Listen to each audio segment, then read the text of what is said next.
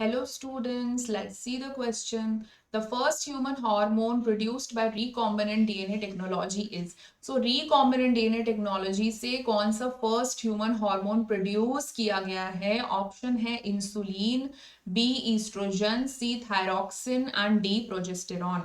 तो इस ये this is a fact based question, ठीक है, ये तो एक फैक्ट बेस्ड क्वेश्चन है। तो फर्स्ट ह्यूमन हार्मोन जो प्रोड्यूस किया गया था रिकॉम्बिनेंट डीएनए टेक्नोलॉजी से, that was insulin, human insulin, तो इसलिए इसको ह्यूमुलिन भी बोला जाता है। कैसे प्रोड्यूस किया गया था? तो आपको पता है कि इंसुलिन बना होता है दो पेप्टाइड्स का, ए पेप्टाइड एंड बी पेप्टाइड। तो दिक्कत ये आ रही थी कि ए पेप्टाइड और बी पेप्टाइड दोनों को एक साथ प्रोड्यूस करने में दिक्कत आ रही थी, तो इन्होंने अलग अलग करके प्रोड्यूस किया। तो जो कंपनी थी उनका नाम था एली लिली की, जो कंपनी थी 1983 में प्रोड्यूस किया गया था।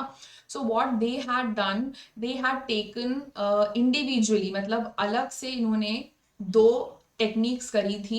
जो रिकॉम्बिनेंट डीएनए टेक्नोलॉजी होती है ना, वेक्टर लेकर के उसमें कट करके इंसुलिन एक में ए पेप्टाइड एंटर करवाया उन्होंने, यानी कि वो जीन जो ए पेप्टाइड को कोड करता है, और दूसरे में वो जीन एंटर करवाया जो बी पेप्टाइड को कोड करता है, और फिर उनको अलग अलग ये साइमल्टेनियसली मतलब हो रहा था, क्लोनिंग करवाई उनकी। हम्म।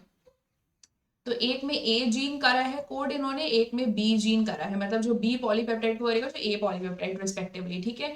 उसके बाद they have grown in the bioreactors, बड़े बड़े बायो रिएक्टर्स में इन्होंने इसको ग्रो कराया individually, and then finally they got the protein. तो ए पेप्टाइड और बी पेप्टाइड मिल गया। अब इनको नेक्स्ट स्टेप ये करना था कि इन दोनों को मिलाना था इन द सेंस कि सल्फाइड बॉन्ड्स क्रिएट करवाने थे। तो उसके बाद रिड्यूसिंग कंडीशंस में सल्फाइड बॉन्ड क्रिएट हो गए, बिकॉज सिस्टीन रेजिड्यू था ही, तो थायल ग्रुप्स रिएक्ट कर गए। So yes, the first human hormone which is produced by recombinant DNA technology is insulin. Oestrogen नहीं, प्रोजेस्टेरॉन नहीं, थायरॉक्सिन नहीं, ये तो फैक्ट बेस्ड है, इसमें तो हम कुछ चेंज नहीं कर सकते।